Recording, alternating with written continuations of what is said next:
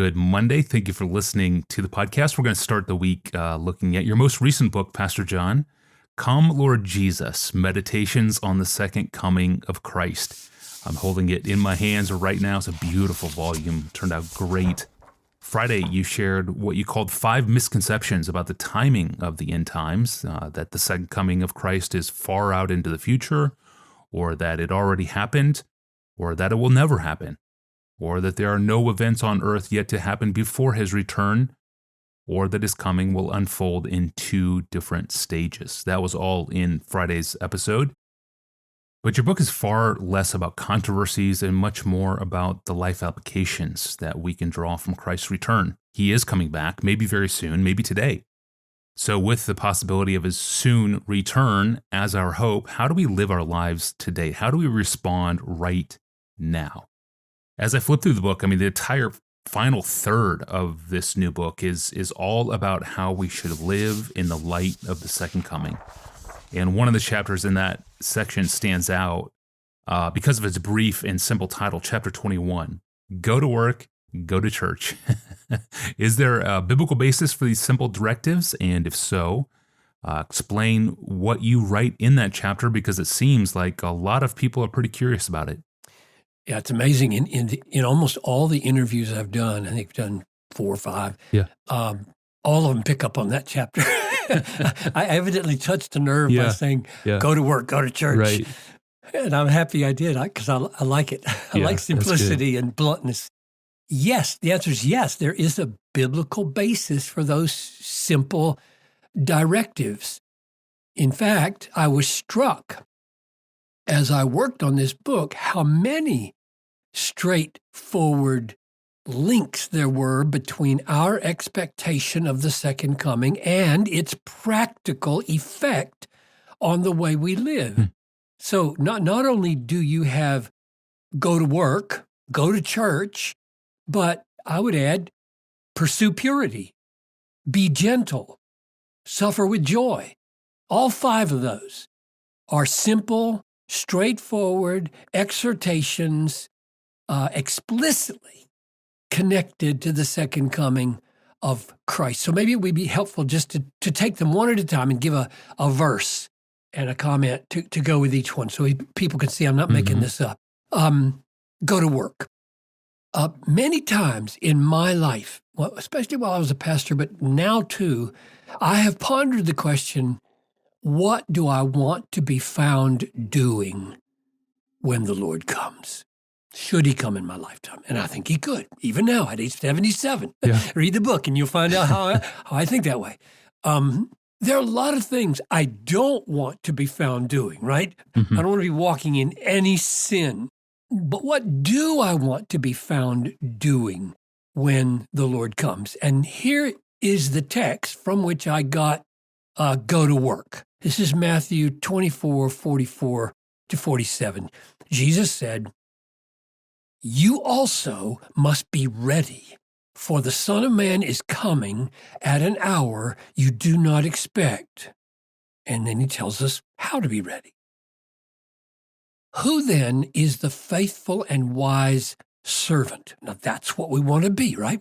That's what I want to be when he comes. I'm going to be found faithful, a wise servant. Who then is the faithful and wise servant whom his master has set over his household to give them their food at the proper time? Blessed. I want to hear that word. Blessed is that servant whom his master will find so doing when he comes. I just think that's a great statement. Truly I say to you, he will set him over all his possessions. In other words, you will be blessed at the second coming if you're doing what the master assigned you to do with your life. So my paraphrase is, go to work. In other words, if you believe that the job you have right now is God's will for your life, then keep on doing it. Do it faithfully. Do it in his name. Do it for his glory. Do it in reliance on his power. Do it the way he wants you to do it. And when he comes, 10 o'clock in the morning, you're doing your work, He'll find you so doing what he's given you to do, and you will be blessed. So first end time exhortation, go to work. Second, go to church. Now I wonder how many Christians take church, the assembly of God's people in corporate worship, seriously enough to say, the Lord is coming soon. I need to go to church. I need to be in fellowship with other Christians in a healthy church, in worship and service. How many people make that connection? Well, here's the connection, Hebrews 10:24. Let us consider how to stir up one another to love and good works, not neglecting to meet together, as is the habit of some, but encouraging one another, and here's the key phrase, and all the more as you see the day drawing near. Wow. So the day drawing near is the day of the Lord, the near coming of the second coming of Christ. So Hebrews is saying, as the day of Christ's coming draws near, it becomes increasingly important not to neglect the meeting together with other Christians. I think we ought to let that sink in. Yeah. There's a reason for that. And the natural understanding of these verses would be that this is just an ordinary, healthy church, worship, service, fellowship, gathering together. So it's just an amazing statement that Jesus would say, and I think this is why we dare not forsake the assembling of ourselves together. Jesus says, in the last days, Matthew 24:12, the love of many will grow cold. Now, when a glowing coal is taken out of the fireplace and put by itself, it grows cold. It doesn't stay hot. But when you leave the coals together in the fire pit, they stay hot. So there is a connection between becoming a recluse, a loner, and growing cold and indifferent to the second coming. And Jesus says it's going to happen. The love of many is going to grow cold because they're not going to church. They're not in good, solid, healthy, loving, Bible-saturated fellowships that help each other stay hot. So go to church. Number 3, pursue purity. Now that may be the clearest of all in the way it's connected to the second coming because of 1 John 3:2 and 3. Beloved, we are God's children now, and what we will be has not yet appeared, but we know that when he appears, we will be like him, because we will see him as he is. And everyone who thus hopes in him purifies himself as he is pure. Wow, I love clarity. Anyone who thus hopes hopes for what? What does that refer to? Well, it refers to the hope of seeing Jesus as he is, and by that amazing sight being transformed into his pure and holy image. And then he says, if you really hope for this, if you want this, if you're longing for this, if this event is your passion and you love it, you're going to purify yourself. You're not going to wait. You're not going to be indifferent to whether your life has the purity now that you're hoping for then, when in the twinkling of an eye, you're going to be changed into the pure likeness of Jesus. It can't be otherwise. You can't long to be pure when you see Jesus and be indifferent to purity as you wait for Jesus. Can't do it. So if you love the Lord's appearing, go to work, go to church, pursue purity. 4th, be gentle. That is, don't return evil for evil. And here's what Paul says, Philippians 4:4. Rejoice in the Lord always. Again, I will say rejoice. Let your gentleness be known to everyone. The Lord is at hand. Don't be anxious about anything. Be gentle. The Lord is at hand. Amazing. What's the logic? What is he saying? I mean, what's the connection between be gentle, the Lord is at hand? I think the logic is the Lord is ready to step into history. Nothing hinders him but his own wise timing. He knows what he's doing. He's at the gates. Any delay is not owing to forces outside him preventing him from doing what the Father wants him to do. He will step in at the perfect time, and when he does, he will settle all accounts justly. No wrong will go unpunished. No right will go unrewarded.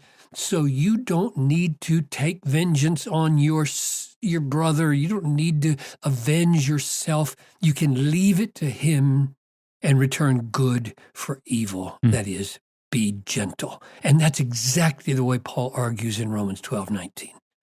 If possible, so far as it depends on you, live peaceably, that is, gently, with all. Beloved, never avenge yourselves. Why not? Leave it to the wrath of God. It is written, vengeance is mine. I will repay. Well, when's that going to happen? It's going to happen when the Lord steps in and breaks into history and settles all accounts. And so the Lord is near. The Lord is near. And when he steps into this world, vengeance is his.